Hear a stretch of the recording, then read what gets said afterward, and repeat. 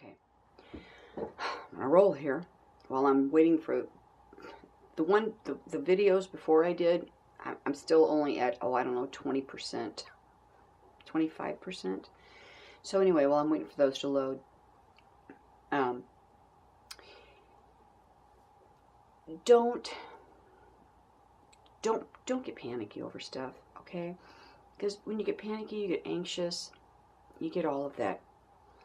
We don't know what's going to happen, but you just have to trust and faith. And that's what I've been talking about. Through these whole videos, you gotta have faith. You gotta know He knows what He's doing. He's got it all. You know what He's put out, what He once told. He's gotten out, okay? Because He doesn't want His children to be afraid. He wants you to know exactly what's happening, okay? So this is why. I think this is why maybe all of a sudden now I'm bringing them things out that I tried to pass off a million times to give to somebody. Never thought in a million years it'd be me actually sharing it. Never, never, never did I think that. As much as I tried to give them away, I sat on them. They're not meant to scare you, meant to help you. Okay? Meant to help you. Meant to help you help your children. Okay? Your children that are in trouble. You have to know what provokes, what pushes them. Got them gamers in your room, right? I had one. You know, he was just always in there playing his video games. Great, he was doing great. I mean, he just wasn't getting in trouble. But not, he wasn't in any trouble. He was just playing his video games. But I noticed every couple days, though, his moods, oh, horrible. I mean, just violent, or not violent, but just mad, I said, oh, no, that's from playing them games. You've been in there too long. I'm taking them away. Then, he'd almost go in attack mode. And after a couple days, he'd calm back down. Spirits. Imagine, fill that room. If you've got kids that are in trouble, you're going to be right there. You're going to pounce on them.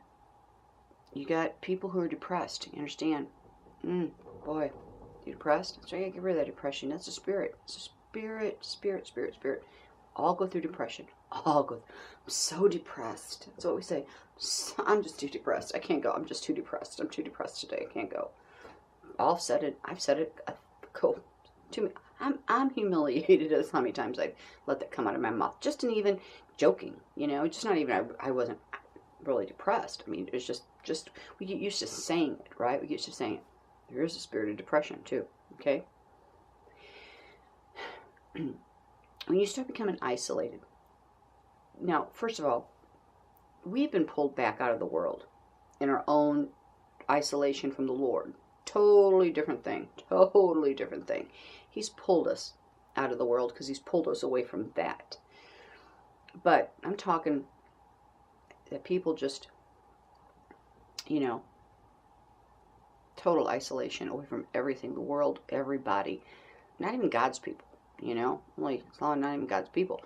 But, I mean, they might be but they're just too depressed to even go to Him now. I mean, they just can't they can't do anything because they're just in such a massive state of depression, right? Doesn't matter if they know Him or not, they just can't get there. But they're feeding ground. Now, let me tell you how this works. When you go through major trauma in your life, major loss, major whatever, okay, affects you. Affected me terribly. And I needed that time away.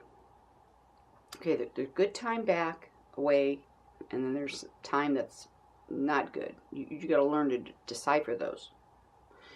When God's pulling you back, because He's got to work in you, okay? I'm telling you, a lot of people now, you're kind of away from everybody. You're on your own, you're just away from everybody because God's working on you, We all have gone through that. Boy, that's when He really is doing some good work in you. So don't think, oh, I'm by myself and I got this. Oh, no. He's got some special plan for you. He does it with all of His children. We all. And He's pulled us all really away now. So we're all in good company. But there's a time when I was grieving. I was grieving so bad. So bad. I couldn't. I just... What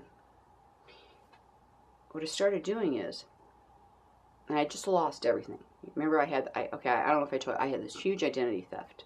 My friend from the age of 5 years old, my very best friend, and you know what hurts me the worst is because I loved her so much, and I still love her. I forgive her. I don't speak to her. I don't have anything to do with her, but I forgive her. But it broke my heart more because I loved her. I really did. I just couldn't believe she did it to me, and watch me just go what I went through, just watching me. But I mean, you lose. Maybe you have like, you know, $1.5 million, stolen from you, and you go to the bank one day and you have no money whatsoever. You're flat broke, homeless. I mean, everything gone. So what happened? And then 6 months later, your son is killed in a car wreck. But that is not, I'm telling you, that is not the days in between those that were not that bad, but to anybody else, it'd throw you in the funny farm. Just the incidents that happened in between those things, okay? I'm telling you this. That I thought those things were going to drive me to the funny farm. Little did I know, bam, and then bam, okay? Excuse me. But what happened is, then once all that loss sets in, you don't want to lose anymore. You've had all this loss. All you've had in your life, all you can remember is loss in your life. And it's not really all you've had, but that's all it's front and center in your mind. It's loss. So then the stuff I had, I was like, no, that's mine. No, that's mine. No, I'm not getting rid of that. No, I'm not getting rid of that. I could see I was probably semi-border hoarder. I really was. And that's not me, okay? I mean, I might have a garage full of stuff, but boy, come on in, take what you want. Here you go, here you go. My neighborhood used to have a yard sale. Big, you know how you have those subdivision sales? I'd make $1,500. $1,500 every year. One year, the year before, I sold so much, I just didn't want to deal with it the next year. Oh no, I had people knocking on my door at 6 in the morning going, we drove 100 miles so we could come to your house. I'm like, oh, I'm not doing it this year. They're like, oh, I go, come on around, I'll open the garage door. Anything you find in there? So I did, I opened the garage door, and all them people come. I probably still made $500-600, and I wasn't even in the sale. But about summer before my son died, I cleaned that chest out. You know how when they're small they have a toy box, but then when they get older, they got the wooden box or whatever. Miscellaneous baseball cards, just all that little crap that you clean the room, you throw it in there. I cleaned it out that summer before he died. Cleaned it out. Went through. I'm finally gonna get rid of this stuff. I did. I went through and just pitched. Oh my God, when he died, that's all I could think about. Oh, I cleaned that box out. I cleaned that box out. Why did I do that? Why did I clean that box out? I just threw away all that stuff. I mean, it was like a million little things, okay? A million little things. Oh, I would have kept them too after that, but I was so devastated that I threw those out. So devastated. I threw those broken they were. It was like, the Matchbox cars that didn't have the rubber on them anymore. It was the binted, I mean not the binted, but the bent, folded creased baseball cards, and the wrestlers, that the dog chewed on, or that's the ones I threw away. There's a lot of the stuff. I was devastated I did that. Are you kidding me? Are you kidding me? I did that now? I can't believe I did that. I was devastated. I had a hard time throwing anything away then after that. That was a piece of paper. Oh my God. That contact packs. No contacts in there, but they were his.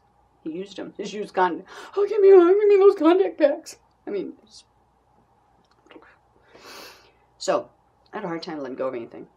I mean, I'm dumpster diving. People are going to go behind my back, right, and throw stuff away. I'm in the dumpster. I'm inside the dumpster diving. I got to throw some of my stuff away. I thought I was going to die. Oh my God, you're not taking that. That's mine. I was like the jerk, Steve Martin in The Jerk. That's all I need, and that's all I need, and that's all I need. I mean, I'm not letting go of nothing. You ain't taking nothing. I've already had too much loss. I already lost everything. You're taking this from me. Well, I had to downsize, way downsize. I used to live in a big old house, but now I lived in a little bitty house. I don't care. I don't care. But I got my stuff. I don't care. My house was spotless. It was comfortable. So when you came in my house, everybody felt warmth and was very comfortable. I had a place, but my other little house, oh, I really never even unpacked when I moved there. I was such in mourning. I was like, just step over the box. I don't have any table. I don't have any, TV trays. So just pull that box up and just eat off the box. I don't care. Kitchen table full of stuff. I never unpacked. I had boxes everywhere. I never unpacked.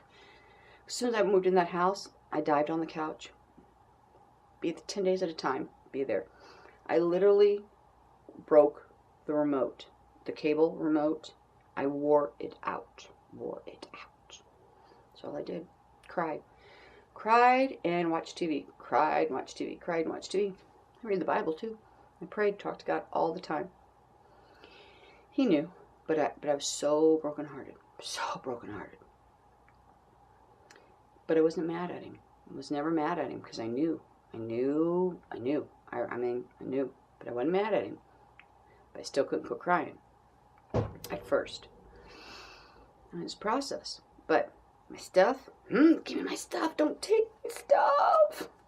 I became a semi-border hoarder. Okay? So I know what this is like. So that's when I say, so that's when I did my thing on, like, when you go in to help somebody, you got to really watch what you do because, throw them over the edge. I was never like that. Never like that. Ever. But I'd just thrown all that stuff away for my son. Like, that was going to make a difference. I mean, trust me, he was the first one who said, Mom, get rid of it. Okay, get rid of it. Well, I related that to loss. I related, well, what? Oh my God, I can't throw that scarf away with those 5 holes in it because what about if something happens to her? And I didn't keep that scarf. She could die. And I threw her scarf away. See? I threw her scarf away. That's what I did. Give me that scarf. So it went in with, she was like, what are you doing? You're just nuts. What are you doing? Throw it away. So, right? Stuff. Now, I still have to sell. So I have to sell because that's what I do. That's how so now I have to sell. So now I have to have my eBay stuff there and my sell stuff. It's right there where I'm living. Right in the same room. Right there. Right in front of me. Front and center. Now, and everybody's gone during the day but me. I'm home 24/7. I don't leave the house. Didn't leave the house for 2 years. 2 years. Didn't leave the house. Imagine what's around me. What's around me? Just adding to that. That sadness, that feeding off it. I mean, they had to be stuck to me. I mean, not really, couldn't do anything because I was a child of God. But I mean, that sadness, that mourning, I just was so defeated, So defeated. And I had all that stuff around me. I remember being like, I just had no energy. I was just so tired, and I was whining. I was crying. I mean, I could not quit crying. I had all that stuff. Try to move it. You were going for that. I know you were. Don't throw it away. I'm dumpster diving. Okay, you can't even picture this whole thing about me dumpster diving, but I was dumpster diving. Bad. Fed that stuff. It was a breeding ground for that. Okay, breeding ground for that, because that's all spirits.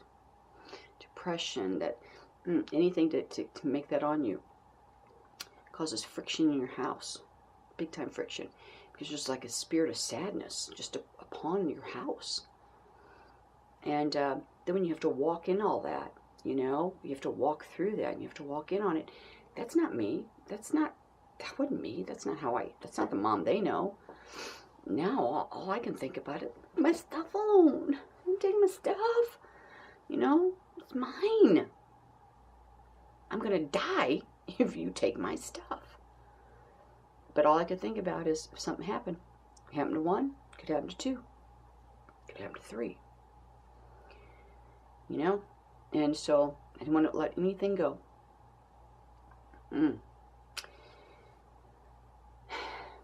All works together. All works together. All works together. Let it go. You know, finally I got to a point, okay, where I came back. You know, and realized, I was like, oh my God, was I just a tutti frutti or what? And I'm the least crazy person you've ever met. Seriously, I'm the least crazy person you've ever met. I was just, woo, from loss. A broken heart can do a lot of things. It can bring in a lot of things, okay? Depression can bring in a lot of things. You can't fully feel and you know, and as much as I was asking him, because I wanted him to talk to me then, okay? I wanted to hear from him then. I felt he owed me that. Everything I've been through, of course, you should talk to me. All that, I'm here. Yeah, I wouldn't hear him, but I was hearing him. I don't know if you can understand that. I was hearing him. He was guiding me that whole way. He was teaching me that whole time. Breadcrumb after breadcrumb after breadcrumb after breadcrumb. Taught me that whole time. I just was all my stuff. I just couldn't see it. Once though, finally realized that was nothing, that means nothing to me. You know, my favorite thing are just what my kids made me and my pictures. Everything else, I care less about. Take it away. Take it away. Take it away. Take it away. You know, I don't like anybody throw anything away because I'd rather give it to people, but take it. You know, I don't care about it anymore. Don't care about any of it. But for just a small time there, I was a little off my rocker on that. It's loss. But what manifested, I'm telling you, had to be in that house. You know, just feeding off of that is what it was. Just had to be. But all that stuff brought in, and all that stuff that had to be covering that, oh, could you just imagine? Could you just imagine? And so it affects us. It has to. Of course it has to. Once all that was done and gone, oh, like a spring day, like a total spring day. Then, and maybe that's why, you know, I understand exactly every single thing that he's made me to go through. I understand every bit of loss. I understand every step, every heartache. I get it all because it's all led. It's all ties. Every bit of it is tied to right now. Right now. Oh, I can't imagine. I can't imagine. I feel so blessed. You know, months ago I said to somebody, you know, people probably think, oh, she don't even know what I'm going through. She can't possibly understand what I'm going through. You know, she can talk a good game. Trust me on this. And I said that. I do understand. I really, really do understand. He made me almost experience absolutely everything that's out there to experience, really. I don't know. I didn't know why. Because I was good. I was good. I was good. And then you're going to let me see the stuff out there? Why can't I see angels? Why would you lift that veil for me and let me see that? I was never going to be able to share it with anybody. I mean, really nobody that was going to listen. What good was it going to do? Was that, you know? But I knew it was big. I will tell you this. I knew it was big. I knew that veil was removed. I knew it was important. And I knew at some point in time it was going to get out there. I just didn't think I'd be the one to do it. Now I see how he did it.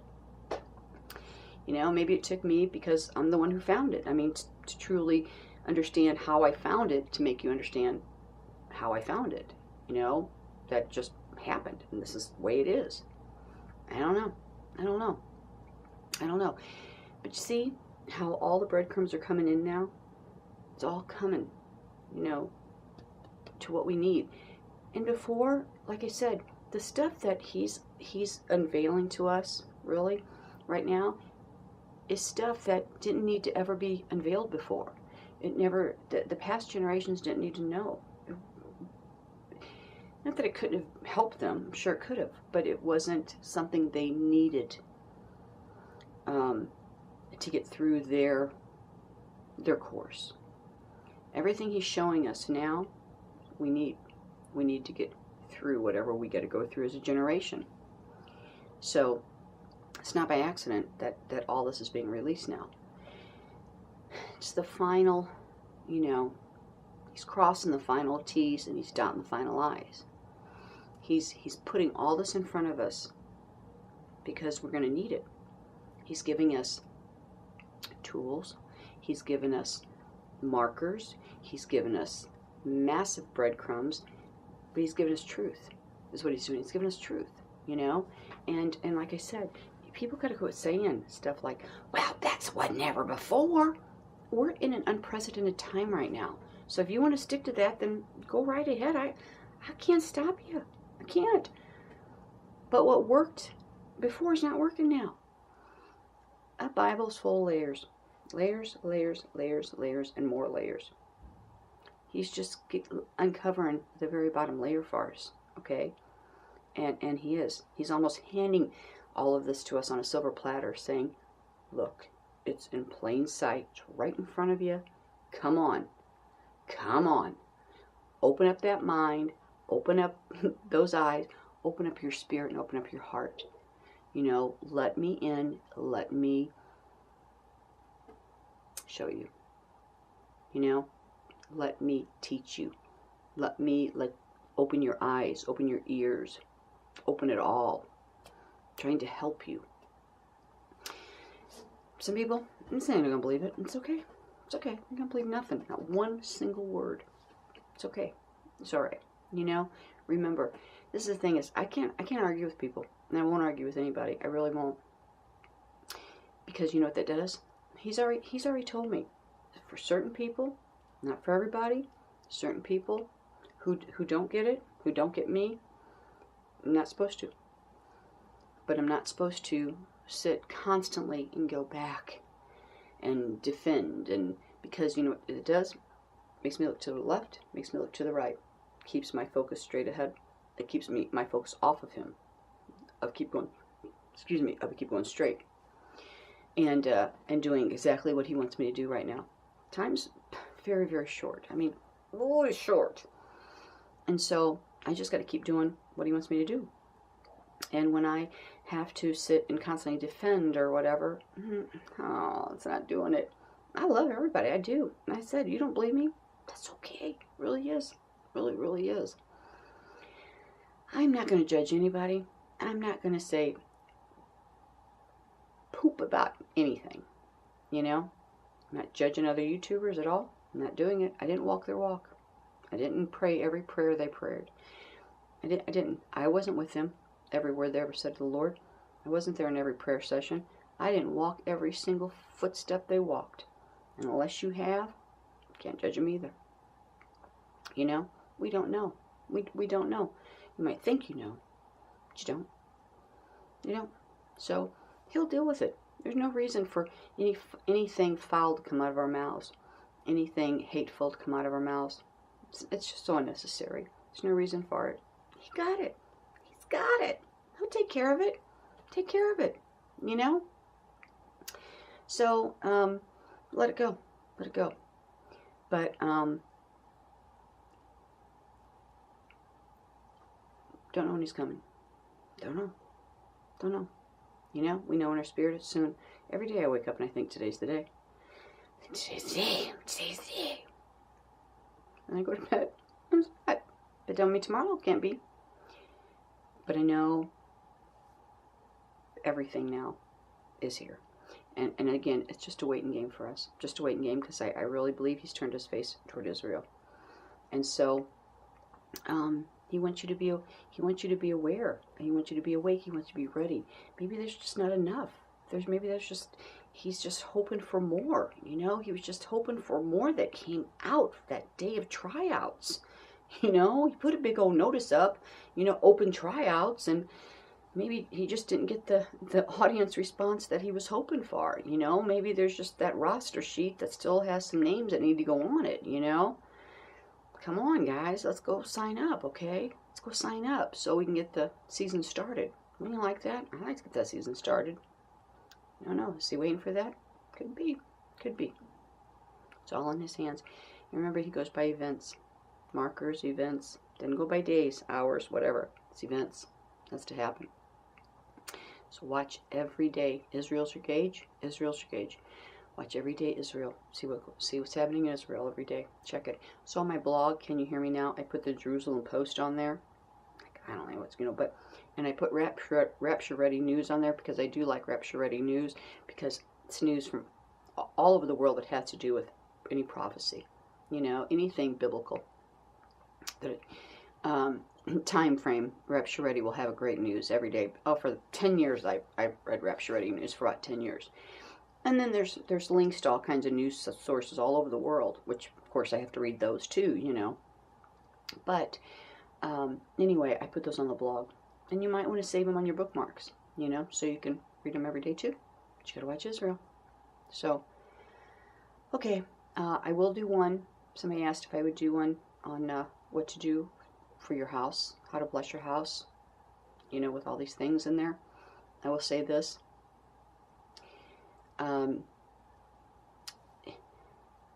can't remember what page it's on, but if you Google, there's a really wonderful Christian website. Oh, there's a couple of them. I'm not going to say just one. There's a couple of them. Some great rebuking prayers, evil spirit rebuking prayers. Again, you got to use discernment. You know, I can't remember. I mean, you have to read them yourself on which one settles right in your spirit. You got to check the site out. You know, you got to do your own homework on that stuff. But they have some great ones. And I copied them, okay? I copied them and I used them. But you know what? I just stand there myself. Use what Jesus gave me, you know? Just pull from you know? Pull from His Word in the Bible.